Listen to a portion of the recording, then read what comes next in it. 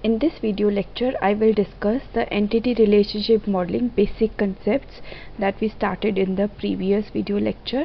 Previously, we have discussed entity relationship modeling definition, entity, attributes, relationships, domain, keys and key attributes, types of attributes, degree of relationship. Now we will begin with cardinality of relationships. Cardinality of relationships is also called mapping. Cardinality in a relationship represents the number of entities of one entity type that are associated with one or more entities of other entity type in defining a relationship set. These examples will give you an idea of cardinality. Number of courses an instructor teaches, number of employees in a department, number of books ordered by a faculty member, number of courses a department is running. Cardinality of relationship. For a binary relationship set, the mapping cardinality must be of the following types. 1 to 1. 1 to 1 means that in an entity set, one entity is related to only one entity of the second entity set. For example, we have two entity sets like department and HOD. Since one department can have only one HOD, so the relationship between the department and HOD entity sets is 1 to 1. Second type of cardinality is 1 to many. 1 to many means that from one entity set, one entity can be related to multiple entities in the second entity set. For example, we have department entity set and courses entity set. One department can run multiple courses, so among the entity sets department and courses, the relationship is 1 to many. Next one is many to one. Many to one means that in the first entity set, multiple entities are associated with only one entity in the second entity set. For example, we have two entity sets here, employees and department, and many employees work for one department, so the relationship between entity sets employees and department is many to one. Then the last one is many to many. Many to many means that multiple entities in one entity set are related to multiple entities in the second entity. The example is given here that many students are taught by many instructors and many instructors taught many students. So these are the cardinality of relationships. They can be understood like this. The first is 1 to 1. Here you can see that the department set is having 4 departments and HOD set is having 4 HODs. So each department is having one HOD, so it is a 1 to 1 relationship. Then here again, department entity is there, entity set is there, and courses entity set is there. In department entity set, there are two departments, computer science and IT, and in courses entity set, there are 4 courses: artificial intelligence, machine learning programming, digital marketing, and search engine optimization. As you can see that computer science department is related to 2 courses, artificial intelligence and machine learning programming, and IT department is associated with 2 courses, digital marketing and SEO. So this is 1:n or 1 to many cardinality in the relationship. Next is n:1. Now the first entity set is of employees and second entity set is of departments. As you can see that there are 5 employees, 3 employees are associated with computer science department and 2 employees are associated with IT department. Now here is the example of many to many or n is to n cardinality. The instructor set has 4 instructors and student set has is having 8 students. As you can see that there is an overlapping between the instructors and the students. It means that the multiple students are taught by multiple instructors and multiple instructors have multiple students. So this is many to many cardinality in the relation. Now next is participation in relationship. Participation in relationship is associated with the entities. There are 2 types of participation in relationships. Total participation.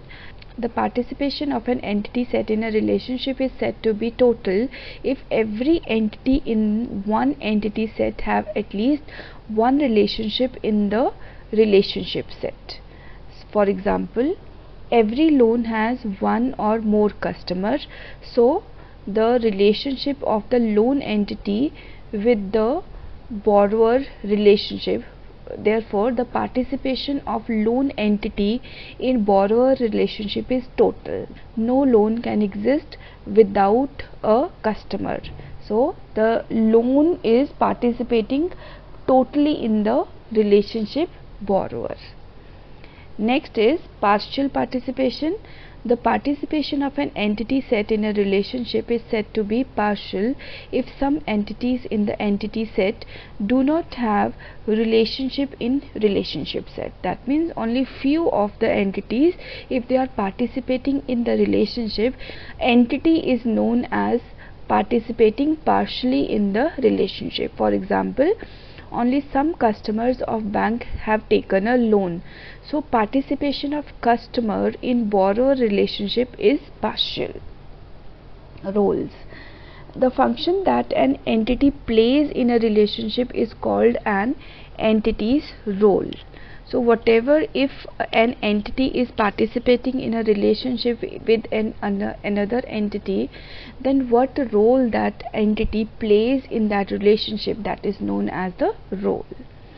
A person can be an employee in a department working under another person, the HOD of the department. Both worker and HOD are the roles. They specify how employee entities interact via the works for relationship set. Roles are optional and are used to clarify semantics of relationship. You don't have to necessarily define the roles in the entity relationship diagram because they are optional. They are just to clarify that what role that entity plays in the relationship. For example, in case of an employee entity set and department entity set, the employee can work as a normal worker, or the employee can also be the HOD of a specific department. Then entity set types. Entity set types can be of 2 types, strong and weak. Strong entity set. An entity set is called strong if other entity sets are dependent on it for their existence and it contains the primary key. So you can very simply identify any entity set as a strong entity set if that entity set contains a primary key and if other entity sets are dependent on another entity set for their existence. Second type is weak entity set. An entity set is called weak if it depends upon a strong entity for its existence. For example, in the relationship borrower, customer is a strong entity and loan is a weak entity because a loan must have a customer, but a customer can be without a loan. So in the relationship borrower, customer becomes the strong entity and loan becomes the weak entity. Now here we will discuss the ER diagram symbols, all those symbols which are used to create ER diagrams for the database modeling. The first one is the rectangle to represent the entity set. You have to give the name of the entity set within the rectangle. Then oval is for attribute, give the name of the attribute within oval. Then diamond shape for relationship set, you have to give the relationship name within the diamond symbol. Double rectangle is for weak entity set. Oval with an underlined attribute, it will be the primary key. Double diamond, it will be for identifying relationship set for weak entity. Then double oval for double oval for multi-valued attribute. Multi-valued attribute means this attribute can have multiple values for one entity. So for example, a book can have multiple authors, or a person can have multiple phone numbers or multiple addresses. Then dotted oval is for the derived attributes. A derived attribute is the one that you can calculate from another attribute of the same entity set or from the another entity set. Then dotted underline, it is the discriminating attribute of a weak entity set. The weak entity set is that entity set which depends upon another strong entity set, but here there will be one particular attribute which will define the values within the weak entity set. So that attribute is defined by dotted oval and underlined attribute name. So next set of symbols are discussed here. If you want to represent many to one relationship, so you can see that on the right the line is without arrow, and on the left the line is with arrow. So with arrow represents one and without arrow represents many. Then one to one, both sides on the diamond shape with arrows, and many to many, both lines with the diamond shape are without arrows. So these are the way you represent the cardinality in the relationship.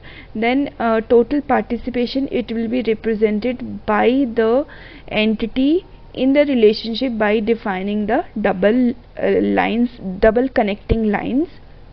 Then the role indicator will be defined on the connector from the relationship with the entity, and there you give the name of the role that entity plays in that relationship. Then cardinality limits, if you want to define that whether it is 1 to 1, 1 to n, n to 1 or m to n, then you can define that cardinality with that cardinality with the connector line connecting the relation and the entity. So it is optional, it is not mandatory. Next is structural constraints. The structural constraints are represented with roles by drawing lines as specified between the relationship set and the entity set, which was discussed in the previous slide, and it is the directed line for one and an undirected line for many. So these are the basic concepts of entity relationship modeling in the part 2 of this video lecture. Next we will discuss how to make entity relationship diagrams.